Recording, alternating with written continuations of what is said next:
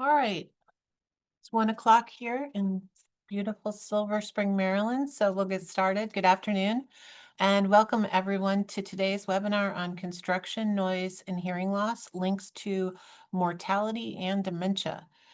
I'm Chris Kane, Executive Director at CPWR, the Center for Construction Research and Training, and I'll be moderating today's webinar. I'm joined by several members of our Building Trades National Medical Screening Program family to talk about the research on noise and hearing loss, as well as our Research to Practice Director, Jessica Bunting, to share some information about CPWR's training program on noise. I did want to note that this webinar is really brought to you by two of our funders. The Department of Energy funds our BTMed program, and NIOSH funds our Research to Practice program in our webinar series. So I wanted to make sure I acknowledged that. And now it's my pleasure to introduce today's panelists. Dr. Rick Reinhardt is CPWR's Deputy Director, as well as our Principal Investigator for our BTMed program. Dr. John Dement is a professor at the Division of Occupational and Environmental Medicine at Duke University Medical Center and an industrial hygienist and epidemiologist with our BTMed program.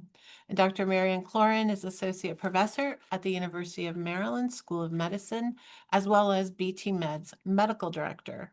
Jessica Bunting, as I mentioned already, is CPWR's Research to Practice Director. And thank you all for joining us today. And with that, I'm going to hand it over to Rick. Great. Thank you, Chris. Again, I'm Rick Reinhardt. I'm the principal investigator of BTMed. And I just recently became the PI of the program, and it's been around since 1996, and have to definitely give credit for the success of the program. There's been a very strong team of people, and I'm very fortunate to have this opportunity. So BTMed is the Building Trades National Medical Screening Program, and it is, I believe it's the largest cohort in the world of construction workers who are undergoing comprehensive occupational health medical exams, particularly with long-term follow-up. And we've had about 25,000 participants over the years. And we just reached a really important milestone for us, as we just crossed the 50,000 mark of exams. BTMed is administered by CPWR, and it is in partnership with Duke University Medical Center, which is where Dr. Dement is, who's speaking next. All of our occupational medicine expertise that comes from the University of Maryland School of Medicine, and that's where Dr. Cloran is. And I would say it wouldn't be possible to have a BTMed without Zenith America Solutions, and we have an incredible team of nurses and other specialists around the country, and they really make the program what it is. And again, it's funded through a cooperative agreement with the DOE and their former worker medical screening program, or the FWP. Next slide, please, Jess. So basically, BTMed provides free ongoing medical exams to construction workers who have previously been employed at the Department of Energy's nuclear weapons complex, or nuclear weapons sites. And my next slide has a map of where those sites are located. Most of the employers of the workers are subcontractors, just by the nature of construction. And it includes, new construction, maintenance, renovation, etc. And I have the word former in quotes because while most of our cohort are older, retired construction workers, we do have quite a few younger workers, and it's because the way we define former is if somebody works on a DOE site for a while, then they work on a non-DOE site, then they become a former construction worker on a DOE site, and they would be eligible to our program. So next slide. So this is a map of all the sites that we cover. Again, it started in 1996 and we had 2 sites, and it's grown now to 35. And on this map, the blue dots show the sites where we also have, we're staffed outreach offices. And we have amazing people who are continually recruiting, advertising, trying to let people know of this free medical service that's available to them. Next slide. This is a map of the US with all of our medical providers. It's quite an extensive network. We have 225 of them, and we have at least one provider in every state in the US. Next. And this map shows the number of exams that we've done by state. And I really wanted to show this just to demonstrate that it truly is a national medical screening exam. Next slide. So about 85% of our cohort are construction workers, and this slide shows the breakdown by occupation. And we also have about 15% who are non-construction. So this would be administrative staff, scientists, security personnel. And over the years, particularly for research, this has been really important because it's provided an opportunity to have an internal comparison group as we're looking at some of the different health outcomes we're observing over time in construction and non-construction. Next slide. So BTMed has published a lot of papers over the years. I think we have 27 or 28 that are published in the peer-reviewed journals. And if you go to our website, btmed.org, you can, get information on the overall program, but you can also look at the different papers. And if anyone is interested to get a copy of a full manuscript, if you don't have access to it, please feel free to email us, and we'd be happy to send it to you. So, and the 2 papers that are on the left of this image are the most recent, and they're the ones that we're talking about today. So with that, I'm going to turn it over to Dr. John Dement. Thank you, Rick. Let me share my screens.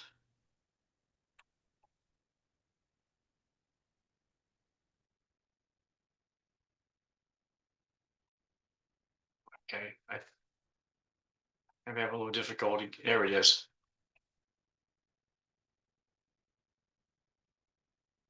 Okay, is that visible? It's good. Okay, it's a pleasure to be here today to speak with you about some of the research that we have undertaken over the years in the BTMed program.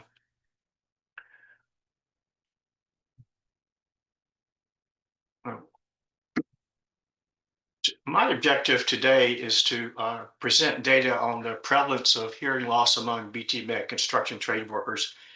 And as Rick alluded to, we have a comparison group internally, and part of this would be comparing prevalence to the internal comparison group. A brief review of the literature concerning hearing loss and mortality. We're not the first study to look at hearing loss and mortality. Most of the research, I would say nearly all the research, has been related to age-related hearing loss and not occupational hearing loss and mortality. So I think ours is probably one of the first with a high-risk occupational group. And then we'll present the results of the actual mortality analyses. Hearing loss prevalence data, and we've published this. It was based on over 21,000 participants in the program through 2021. And we define hearing loss for these analyses based on a definition of speech frequency hearing loss. And the definition is here, and it's greater than 20 decibels across 500, 1,000, 2,000, 4,000 hertz, averaged in the better ear.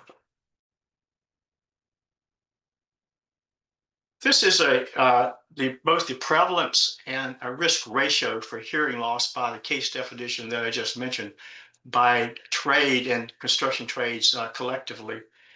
Again, I'm in the comparison group, lower noise exposed comparison group, and I would say that this group is not unexposed, but they're lower exposed. There's a much lower prevalence of hearing loss compared to construction trade workers. And the risk ratios comparing construction trade workers to the reference group shows that construction workers have about a 37% greater risk than the non-construction trades in the BTMed program. And this is after adjusting for age, sex, smoking, and the regression models. We're speaking today about hearing loss in the range that's typically associated with speech, and this is the 500 to 4,000 hertz. There are some components of speech that are higher frequency, but these are the predominant ones. And this is what the mean hearing threshold among BTMed participants looks like if you stratify by age category. A few things to note. One of the hallmarks of occupational noise exposed hearing loss is a notch in this 4,000, 6,000 hertz range. And we do see that, and again, this is based on means, but you'll see as the population ages, that notch goes away. And that's because age-related hearing loss comes into play, as well as occupational noise exposed hearing loss. So you see the combined effects. This is a plot of hearing loss by our case definition by age in a population. The red markers show that about the average age that our individuals enter the cohort, and the prevalence is a little over 40%, around 41%. Age-related hearing loss has been a subject of some research. A recent publication by some NIOSH investigators attempted to predict age-related hearing loss by age category based on NHANES data and among those who are not occupationally exposed. Two things to note. The pattern is similar to hearing loss totally within the BTMed population, but if you take the upper line, subtract the second line, you get a representation of what likely is occupational hearing loss. A couple of points to be made. Occupational hearing loss occurs much earlier than age-related hearing loss, until about, and it predominates really until about retirement age, about 60 to 65. And then age-related hearing loss continues to accelerate. Occupational hearing loss plateaus. Another noted thing, there's always a difference between our hearing loss and predicted age-related hearing loss. And it varies, the percentage varies a little by age. In upper categories, it's about a 30% representation or excess. And here it's about a 50%. We've looked at trends in hearing loss among construction trades, as well as some other outcomes in a publication fairly recently.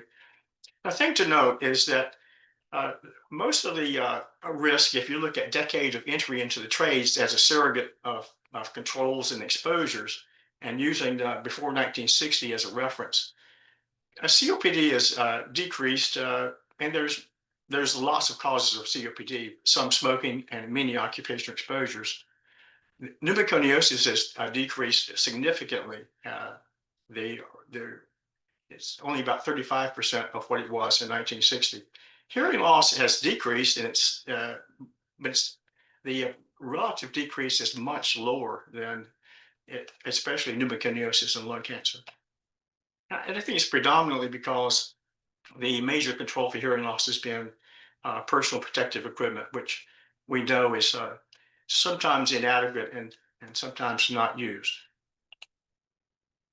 Some of the impacts of hearing loss, and Dr. Corn will have more to say about this, certainly communication difficulties and social isolation, stress and fatigue. There's data on work-related falls related to hearing loss. Dr. Corn is going to talk about our dementia analyses. I'm going to talk about more premature mortality and all causes, although we do see cardiovascular effects as well. And certainly there's a large economic impact of hearing loss. This is a recent meta-analysis, wherein studies that looked at hearing loss across a number of different studies try to summarize what they consider the meta relative risk, or the summary relative risk across all studies. A couple of points. We're not the first to look at hearing loss related, mortality related to hearing loss. This study's going back to 1999. Again, all of them have related to age-related hearing loss and not occupation. If you look at the hazard ratio, there's about a 14% sort of average increase in mortality in these studies. We talk about our data, which is just recently published. The mortality study evaluated the relationship between hearing loss and mortality while controlling for a lot of other risk factors. We also looked at the impact of hearing aid use among those that had hearing loss by audiometry at cohort entry. The overall study population was a little over 19,000 workers, among which there were about 5,400 deaths. And this is usually follow up through 2021. Again, a hearing impairment was based on speech frequency hearing loss in the better ear. One noted point, for these analyses, we define hearing loss as being greater than 25 decibels. And the reason for this is to compare with the other studies, which I just alluded to in the meta-analysis, which use 25 decibels as a threshold. We did a lot of analysis, including survival curves and models that adjusted for many different risk factors. This is a simple Kaplan-Meier mortality survival curves by hearing loss category. You'll note that the top line represents just individuals with no hearing loss. The middle line represents a mild to moderate, that's 25 to 40 decibel loss. The latter two lines, which are nearly overlap, are moderate to severe profound hearing loss. This suggests that there seems to be a threshold. After you pass a certain level of hearing loss, the effect on mortality seems to dampen itself out. These are the results of our various models, model 1, 2, and 3, starting with a model that's only adjusts for age and decade of birth. Model 2 adjusts for a number of comorbidities, and model 3 adjusts for occupational risk factors, including some of our work on chest X-ray abnormalities and spirometry. So overall, the more complex models show a 10 to 13% increase in mortality in our population, entirely consistent with the meta-analysis that I alluded to earlier. This is a result of taking that more advanced model 3 and including the average hearing threshold as a spline effect, which allows it to be nonlinear. And what you see is a plateauing effect.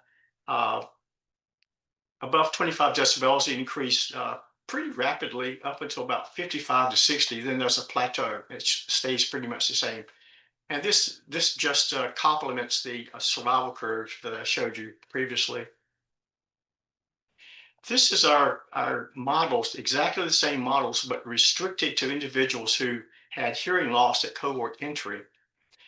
And we evaluated their mortality relative to the use of hearing aids. And what we saw was about a 30% reduction in the mortality risk among those who use hearing aids. Again, this is very comparable to a fairly recent study using NHANES data among people who had age-related hearing loss and used hearing aids. An interesting feature is, if you want to measure population impact, is the population attributable risk. These risk ratios, our risk ratio for mortality and hearing loss is comparable to age-related hearing loss findings. However, our population has a much higher prevalence of hearing loss compared to the general population.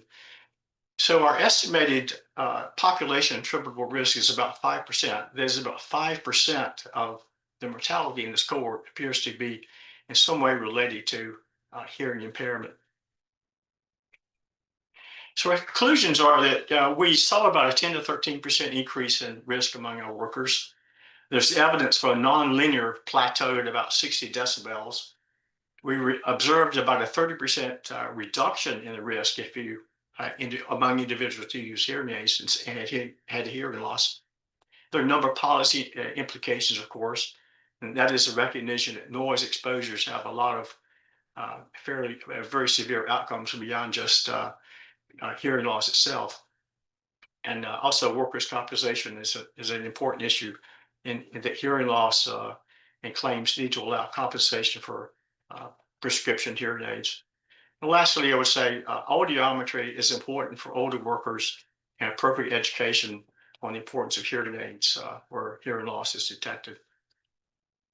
And with that, I thank you, and I think I will stop sharing.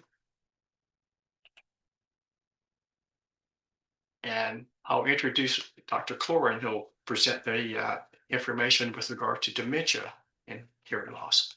Thank you, John. Let me share my screen. All right, hopefully people can see this. Marianne, we are not seeing to just take a minute. your screen. It doesn't look like you're sharing yet. Huh. Try that again. Oh.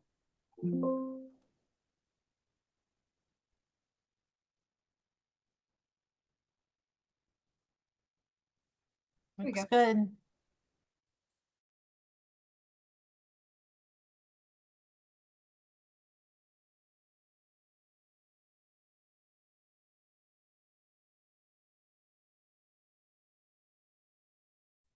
Now you're on mute if you're talking. I can't tell if you're talking.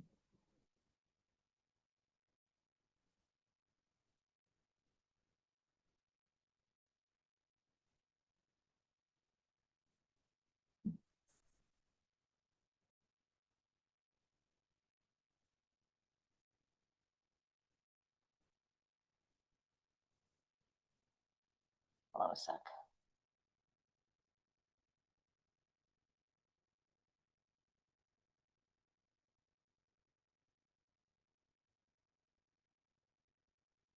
All right, let's try this again. Can you see this and hear me? Yes, thank you. I think we may have to not have the fancy sound clip because it seems like it's either you hear me or you hear that clip. It was sharing the system audio, I think was the problem. So anyhow, thank you very much for the opportunity to present this. I want to give credit to Dr. Dement for all the analysis in the study I'll be talking about. This is a continuation of the other presentation. I want to very briefly review what we know about dementia related to hearing loss. We already heard some of that from Dr. Dement. But we're going to talk about the association between the prevalence, how common is dementia in people with hearing loss, and the incidence, what's the risk of developing dementia in people with hearing loss among our BTMed participants. And think about and talk about what this means for prevention, because it's one thing to lose your hearing, but it has other implications if it means you may die earlier or develop dementia. And I want to point out that the study that there's a link that was shared in the chat. It is open access, so anybody can easily get it from that link. So the research evidence for a connection, we know that hearing loss affects about a fifth of the US population. It's very, very common. And so if it is at all preventable, it'd be important to prevent it. As Dr. Dement said, most of the research, pretty much all the research that is linking hearing loss to dementia risk is based on studies on age-related hearing loss, and there has not been much attention to occupational hearing loss. However, about a quarter of hearing loss is attributable to occupational noise, so it's a very important factor in our epidemic, really, of hearing loss and dementia.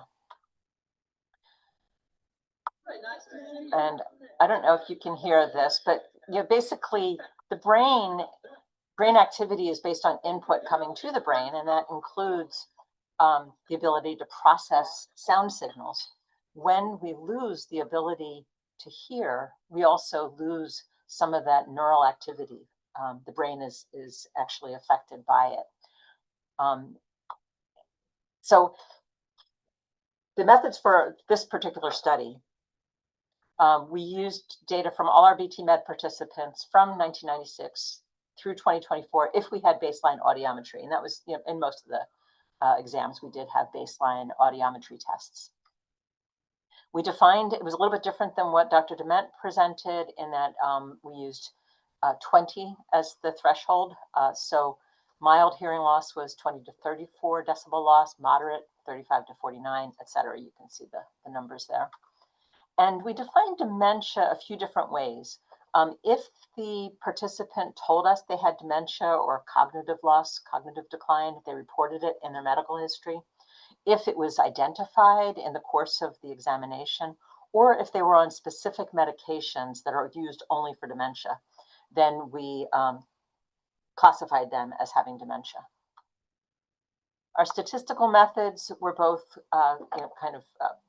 cross-sectional, snapshot, and longitudinal over time. And we looked at the association of dementia in relation to hearing loss using the usual statistical methods. We also, Dr. Dement showed you a Kaplan-Meier curve. I'm going to show you a different one. And looking at, for those that had hearing loss versus those who did not have hearing loss on baseline audiometry, what was their how many years did they survive without dementia? Was there a difference in surviving without dementia in those that had hearing loss versus those who did not? So the study population, first of all, almost all of our participants are male and white. So you can see that on the left. And at baseline, there's over 50% of our cohort had hearing loss at baseline. Again, most of the people coming in were retired. So we started out with, in this study, with about 25,000 workers, and of them coming in the gate, there was dementia in 211 of them. But these did not all have audiometry. So when we restricted it to those that had audiometry testing, we then had 171 cases of dementia at baseline. So they came in for the first exam, we did the test, and we also identified dementia either through their report or medications. We then further restricted the analysis to those that were under 65 years of age to try to control some of the problems related to age-related hearing loss and dementia that may occur with age. So looking at dementia presenting anew, people that did not have dementia when they first came in and were 65 years or younger when they came in, how much dementia was subsequently diagnosed, and that left us with 80 incident cases over time. The results, there was a significant association at baseline. If people had hearing loss at baseline, they had a significantly higher risk of also having dementia. And there was also kind of a dose response, if you think of hearing loss as the exposure, with the risk of dementia increasing by 11% for each 10 decibels of hearing loss. And then I'll show you the curve that is mentioned in the third bullet. More about the prevalence, you can see that at all levels of hearing loss, there was increased risk, increased odds ratio for dementia. And if you took them all together, with any hearing loss, the risk was 1.88 and was statistically significant. The adjusted odd ratio was 1.88 with significance. This is the dementia-free survival graph. So this is not, you typically, when you look at these, if you've looked at these before, it's showing lifespan. This is actually showing time dementia-free, time without having identified dementia. And the top line is those that did not have hearing loss at baseline, and the bottom is those that had hearing loss at baseline. And you can see that the dementia-free survival was longer for those without hearing loss. In our longitudinal analysis, we did not, there were only 80 incident cases, and we did not have statistically significant results, but the trend was in the same direction with a hazard ratio of 1.6. So we concluded, that there was an association between occupational hearing loss, and we feel, even though, well, we can't, I guess, prove that it's occupational, but we know that our cohort all has high noise exposure. And we limited the incidence analysis to people that were younger than you'd typically find age-related hearing loss. The pattern across the analysis showed that hearing loss is a probable contributor to cognitive decline among workers that have noise exposure at work. So often we end with a conclusion slide, but I'm going to go into some so what discussion. So what if we actually had a magic pill that could prevent dementia? We do, and we can prevent some dementia through proper hearing conservation programs. When we think about prevention, doctors like me, who are public health kind of doctors, we think of prevention in levels. So there's like primary prevention. An example of that is, clean water, wearing your seatbelt, brushing your teeth, getting vaccines. That's primary prevention. Secondary prevention is identifying problems before they cause, identifying conditions before they cause problems. And taking care of them, kind of preventing the development of the disease. And so that might be early cancer detection, blood pressure, screening for diabetes are all examples. And then tertiary is, so you have a condition, what can we do to prevent the consequences of that condition? What can we do to improve your quality of life and prevent bad outcomes, basically? So how does this apply to hearing conservation? So primary prevention is prevent the darn hearing loss. And we've got ways to do this. We can reduce the noise. We can have people use effective hearing protection, have it fitted, make it appropriate for the types of noise, make sure that people are actually using it. Signage, all the things that goes into, all the elements that go into a hearing conservation program. Secondary prevention is also related to that. Oh, and with primary prevention, we would expect reductions of 20 to 30% of hearing loss by paying attention to occupational hearing loss by preventing it. Secondary would be identifying early hearing loss, and the reductions were based on a bunch of different studies, kind of an analysis from several different studies. Secondary prevention is identifying early hearing loss before somebody has symptoms, and so that would include checking audiometry in people who are noise exposed to make sure that we can address their why they're having temporary threshold shifts. What can we do to reduce that noise exposure? What can we do to improve their hearing protection? And then tertiary prevention, and so with secondary prevention, we might expect reductions of 15 to 30% based on research studies. Tertiary prevention would be treating the hearing loss to prevent dementia. And this, I think, is a kind of a new concept, but there are studies now showing that using hearing aids decreases the risk of developing dementia in people with hearing loss. So how do you get the hearing aids? So some of it is testing to diagnose the hearing loss, but also it's important to have access to effective and affordable hearing aids. And some of this, I think, will require a shift in the way our country sort of thinks about paying for things. Some of it relates to workers' compensation and identifying ways for people to get hearing aids through workers' compensation programs and through claims when they have occupational hearing loss.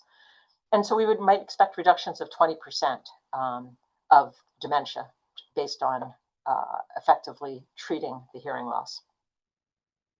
And that is my last slide, but it's just wanted to leave you with food for thought before we move into the next part. Great, thanks, Marianne. And I have a few slides to share. I see a bunch of questions coming in about this really important research. So I'm not going to take too long, but before we get to the Q&A, I just want to talk a little bit about prevention and CPWR's training program available on this topic. So some of you may already be familiar with our noise and hearing loss prevention training program, and we have presented on this initial research ages ago, but just going way back, it was developed in 2018. We actually ended up doing thousands of surveys with union trainers and workers to determine gaps in training and resources needed related to noise and hearing loss prevention. And what we found from those surveys, among other things, was that workers benefit from noise training, but they're not always retaining what they learn. In fact, they're often not retaining what they learned. And we also found that workers need ongoing and repetitive training as a result. Excuse me. And trainers also need more noise training resources. So in response to those surveys and what we learned, our R2P program got together with our training program, and we worked together to develop a 3-part program that can easily be adapted and used in a variety of settings. So the first piece is a 1-hour module. This is the most comprehensive version. It provides instructors with materials to fulfill 1 hour of the 2-hour health hazard training requirement in the OSHA 30. And then the 30-minute module is a more condensed version of the 1-hour module. It's designed to fulfill the OSHA 10 half-hour health hazard requirement. And then for those that already do training or that just want to have a refresher on the job site or in class, we pulled out components from the full program into a series of short exercises. After completing the 1-hour module training, and then to varying degrees for the other modules, trainees will be able to explain why noise and hearing loss is an important issue. We expect them to be able to understand the impact of loud work on their real lives, the risk for hearing loss, to be able to identify sources of noise and to measure noise levels and then control exposures. Also how to use hearing protection devices to protect themselves. So the program has been out for many years. It's been used. We've received casually good feedback on it, but we wanted to engage in a more in-depth evaluation of the training program for a couple of reasons. One, we wanted to see if it was effective in teaching people about noise and hearing loss. But the second piece to that is our R2P program wanted to learn more about whether similar programs could be a useful way to transfer research-based information about other hazards. So based on this, we assessed the program's usability and effectiveness with the help of our TrueNet, our trainer and researcher network.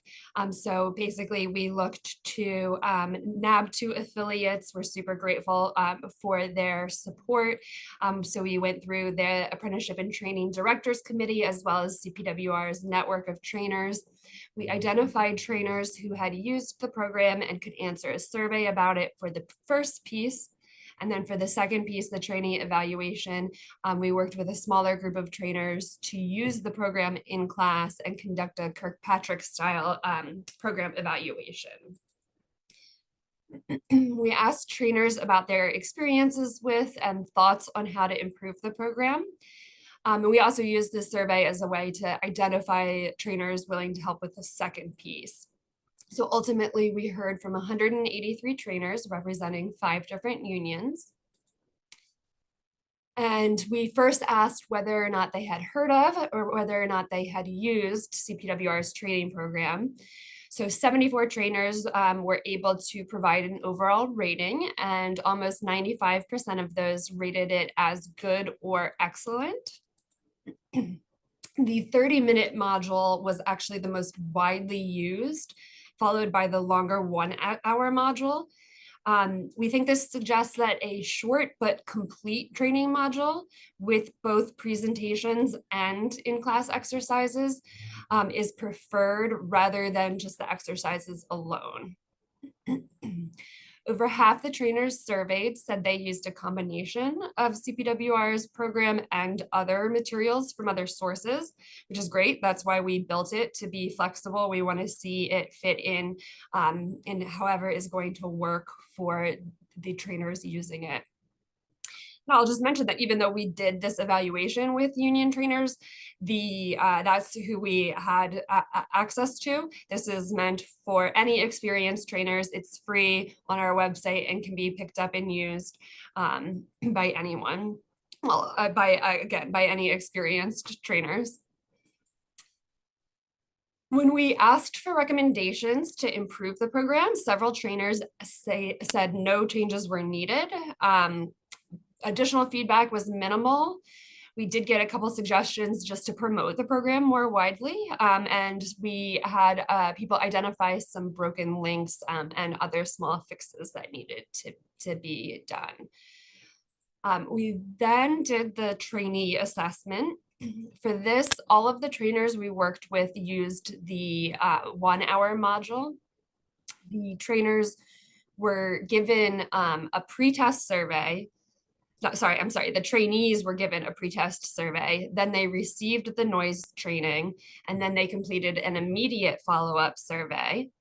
Finally, a few weeks later, they took another survey to see how much knowledge they retained and used. So the last survey had some additional questions, but essentially we asked the same 22 questions over each of the surveys, and then we assigned a score based on the number of questions answered correctly. So we did have some drop off with 71 trainees completing the baseline survey, and then 67 completing the immediate follow-up, and only 47 completing the later survey, but we still got some good information. Nearly all of the 67 trainees who completed the first follow-up survey said that the program content was good or excellent. So over 98% said good or excellent. For the baseline survey, we saw the score come in at around 59%. So there was significant improvement after the program was delivered. For the second survey, the average score was 75%. And then for the third survey, it dropped to 66%, which does indicate that not all of the information was retained long-term. However, it does still remain 12.2% higher than baseline. Almost all trainees agreed or strongly agreed that they had learned something from the training program that they could apply to their job, especially how to properly use earplugs and other PPE. Sorry, hold on. I'm stuck in the chat. Okay. There we go. Nearly half of the trainees said that they used hearing protection more often after receiving the program in the last survey. So that was really great to hear.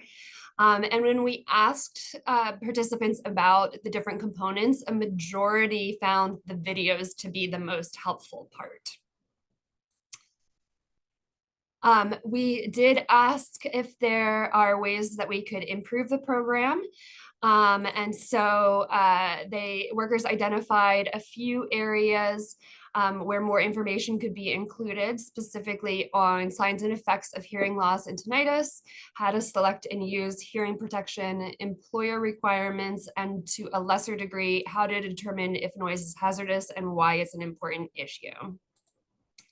So based on that, we are actually currently going through the program and identifying any broken links and other immediate fixes that are needed. We also plan to review the content next to make additional improvements, such as adding information on the links to mortality and dementia from the research that we talked about today. But in the meantime, we will continue to promote the program to help address this important health hazard. And we also will use these findings to support the development of future research-based training programs of a similar nature.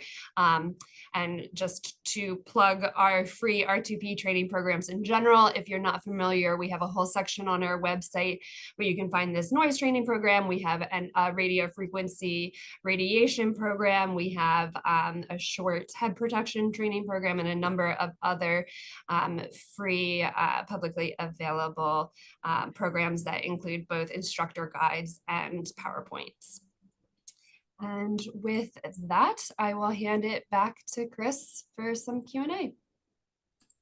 All right, thanks, Jess. You know, before this webinar, we together, the authors who presented, Rick, Jess, and I spoke about the questions that came in during registration, and we figured out who would answer what, but I'm going to throw a monkey wrench in it and ask this kind of question that's grouped from a bunch of the ones that people have posted in the chat. And I guess there was a lot of questions about the relationship between dementia, early death, and other issues. Some of them are exposure to ototoxic solvents or solvents that cause hearing loss. Others were related to the relationship between tinnitus and dementia. And then there was also a question about associations with high blood pressure or even cholesterol levels. I don't know if for either of these studies, Marianne and John, did you take a look at some of those other factors that you may have information in the BTMed program from? And if you found anything in particular or any highlights you wanted to mention? I'll respond first with regard to the modeling data. The answer is yes. You know, we took into account many of those risk factors that you mentioned, high blood pressure, you know, histories of cardiovascular disease and stroke, and all of those issues we adjusted for those in our analyses, in other words. So we took those into account. So our results really represent what we feel are the independent effects of hearing loss on mortality, at least based on the comorbidities that we have within our data. We also actually looked at a number of other things, such as use of some medications that could impact hearing loss, and adjusted for those. With regard to solvents and hearing loss, ototoxic materials, our analysis, these analyses were just using, looking at hearing loss. We have published other data based on BTMed data where we generated an index of solvent exposure, organic solvent exposure, and looked at that relationship to hearing loss. And we do see that there is a relationship within BTMed among those who report fairly often exposures to organic solvents, so illicit organic solvents. Hopefully the answer is at least some of the questions, maybe not all. I think it does. And like I said, there were a few different questions related to those different factors. One of the questions that came, thank you, John. One of the questions that came in before the webinars, given the link between hearing loss and increased risk of mortality and dementia, what are there some strategies beyond personal protective equipment? And I'm throwing that one at Rick. Okay, thanks, Chris. I'll give it a shot. You know, I think as probably most of us know, relying solely on PPE as is the least effective way to reduce noise exposure that could cause hearing loss. I mean, it puts the burden totally on the worker And, none of us want to wear earplugs or earmuffs all day long. I mean, it's definitely important, when there's a noisy task, but if that's the only line of defense, it generally isn't effective. And the best way to eliminate or reduce exposure at the source, or what Dr. Clarn was talking about, is primary prevention. And there's a good example on how to do this, from an employer's perspective, but it's described by the NIOSH Buy Quiet program. And that's a program that's been around for quite some time, but it basically, in a nutshell, it encourages companies to purchase or rent quieter machinery and tools to reduce worker exposures to noise. And the aim ultimately is to encourage manufacturers to design quieter equipment by creating a demand for it from the industry. That's sort of the big picture move. And you can also think of this as like a form of prevention through design, which is another NIOSH national initiative. There's other ways to reduce exposure, administrative controls, limiting the time that workers are around noisy equipment or tools. But, in the real world, those kinds of programs are very difficult, or they're not very effective. And so I encourage people to check. And I think, yeah, Jess put the link with more information on the NIOSH program in the chat. I suggest, whoever asked the question and others to check that out. It's really useful information, and it really looks at the primary prevention side of things. Chris, if I So could hopefully chime, that answered the question. yeah, if I could chime in real quick, because I saw somebody asked if if Buy Quiet is covered in our noise training program in the chat, and I just want to comment that yes, it is. We have an infographic on the Buy Quiet program and the idea of it, and some additional information, and that is covered in the slides. Great, thank you. As far as the early death study, and I'll call it that instead of mortality because I don't have a PhD. So I believe, John, you may have said that it was if the use of hearing aids was a prevention strategy for early death amongst those who have hearing loss. I believe you said that. Was the same finding related to dementia? Because one of the questions said, if someone already has hearing loss, how would you prevent dementia from occurring? And I don't know if you saw that similar association. The answer, I'm not muted. Okay. The answer is, of course, our analyses for the relationship between mortality and hearing had a much larger number of cases to look at. And so we had about, I think about 8,300 individuals who had hearing loss at cohort entry, and we looked at their mortality over time, and we factored in one of the variables in the model, use of hearing aids, and we observed, the reduction in risk based on the actual reported use of hearing aids. In the dementia analysis, we had much fewer cases to look at in the longitudinal analyses. And so we really can't say a whole lot about dementia and hearing loss prevention by use of hearing aids. However, I'll let Marianne sort of take this one over. There are some other published studies that do support the use of hearing aids as a factor to reduce the risk of dementia. That's what I would have said. Good, thank you, Marianne. And as far as hearing aid devices go, is about the affordability of them. Is that a barrier for use of, at least what we found maybe in our population? We've asked, and they have become more affordable. And so I think that education about that could be helpful. I wonder if people would be more inclined to use them if they knew about this additional risk, from hearing loss. The problem of many insurance programs, including Medicare, not covering this is an ongoing problem, and really short-sighted, I think, given the high costs of dementia. So hopefully we'll see a shift as there's more evidence of this connection. Great. And kind of related to the jump or the step from hearing loss to dementia, is there a length of time between the development of hearing loss and the development of dementia? And I think we were talking about age-related versus occupational. I don't know if you can describe that. And we don't have good answers for like, there's not exact numbers, right? It's a gradual kind of a thing. The problem with occupational hearing loss is it tends to be earlier. And so I would anticipate that dementia would be showing up earlier as well if it's related to the hearing loss.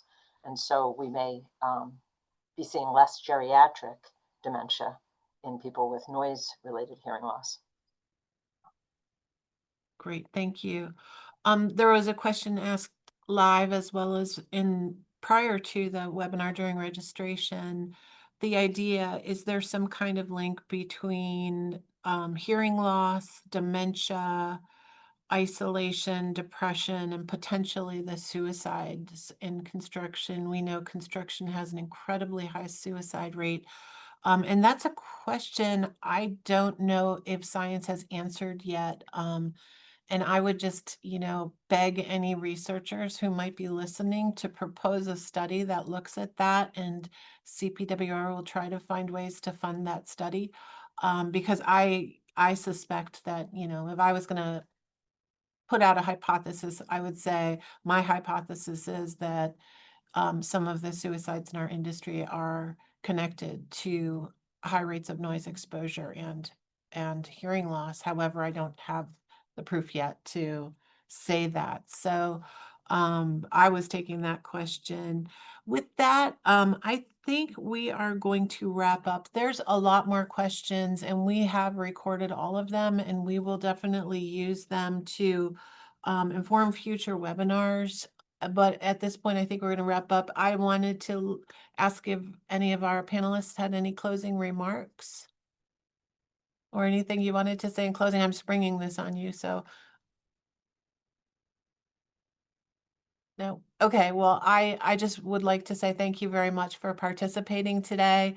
Be on the lookout for a copy, be on the lookout for a recording of this webinar, as well as all the links we talked about and all the resources. It should come out in a couple of days. And thank everyone who participated today for listening in. Thank you. Thanks, everyone.